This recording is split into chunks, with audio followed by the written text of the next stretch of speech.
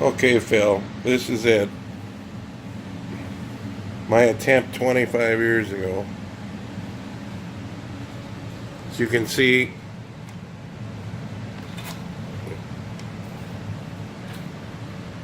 these are deck cables off of Brunswick pinsetter A2. And if you watch, they pull on here. And I've got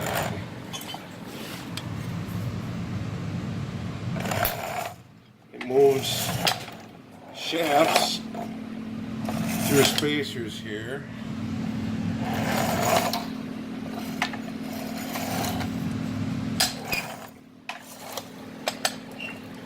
One side is completely off. Some links broken, so it's only going to be one side that's working.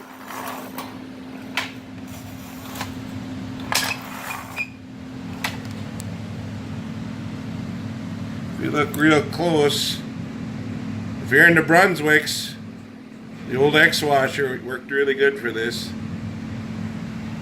And this is just some foam door insulation or seal, door seal. This used to have a moving deck up on top. That's what these are for. I can get it on the right pulley. Anyway, that used to move those forward. And that was made out of plywood. And it would roll on these bearings here, which are not rolling so much anymore. There used to be another set right up here. But yeah, it's gotten rusty and beat up. Here's the distributor. This would be just like an AMF. Notice all the roller bearings on the side. Pillow block bearings. And then on this one, this was the clutch for it. And you notice I've got the rib belt. And in fact, here's the original I used on it. And well,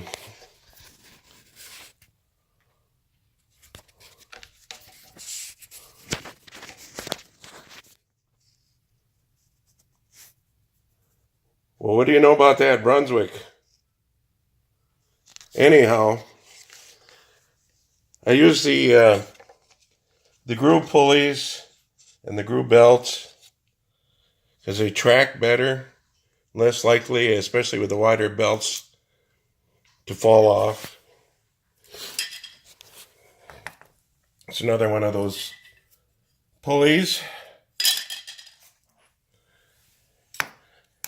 And that was an idler to keep tension on the belt. It would extend out all the way just like an AMF distributor on an 8270.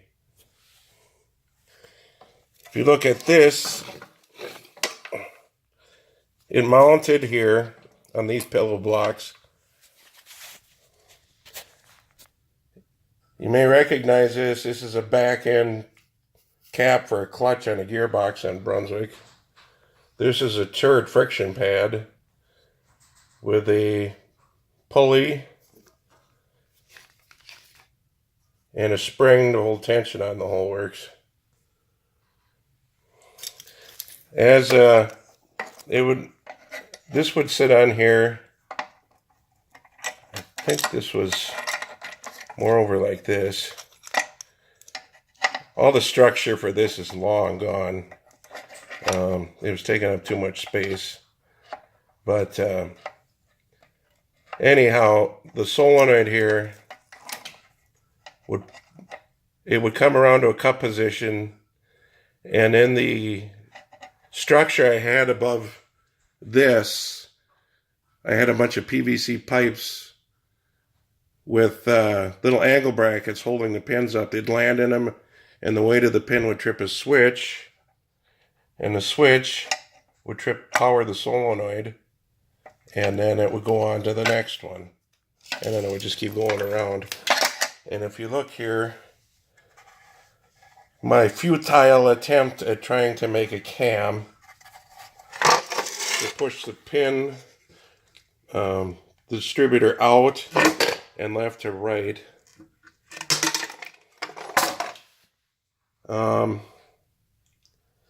But here's just some of the old leftover parts. These are some huge pillow block bearings I used. They were on the deck lift shaft. I made that out of iron pipe, water pipe, gas pipe, whatever you want to call it. This was the rod that would lengthen and shorten the distributor arm. I think that used to be connected to this, and that's what would, there'd be another bearings kind of like this that was riding along these cams, and it did work. It worked for quite a while, but I never got the machine together because it was getting too tall. And as you can see here, everything is steel, angle iron.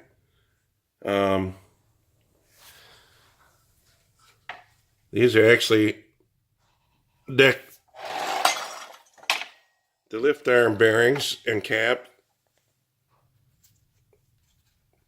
for Brunswick. But that's it. Much like Brunswick had rollers, I just had tabs standing up. Instead of the deck rollers, it would sit on here, and then just as the upper deck shifted backwards, the pin would follow it and be held down. And on the back, I had two flat metals to kind of hold it like those deck fingers, spotting fingers. So anyway, some of this might look familiar, but that's where this ended up. This bolted on here. That's a distributor drive. That would go on here, and this bearing would run around, and I had a whole template of micro switches with that would coordinate to what pin, whatever the pin was at. So it would close a micro switch that was sitting probably out here on a piece of press board at this when it stopped, so only the pin in the deck, when the pin fell in, could trip that solenoid to move forward. So it worked. It just didn't work well enough. I can't find it here, but I've got my I have a ball lift that looks just like AMF. I use two V-belts side by side. I think that's up in the attic.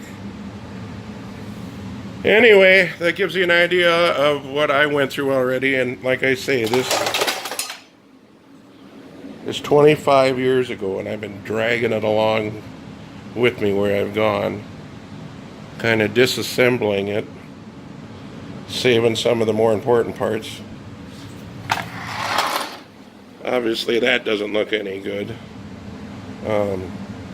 This is aluminum, this plate. Obviously not strong enough, it would flex, so that's why I had to add all these. And then it just got out of control. I mean, this, you can't, there's no way this would fly. So, and there's some broken links over here.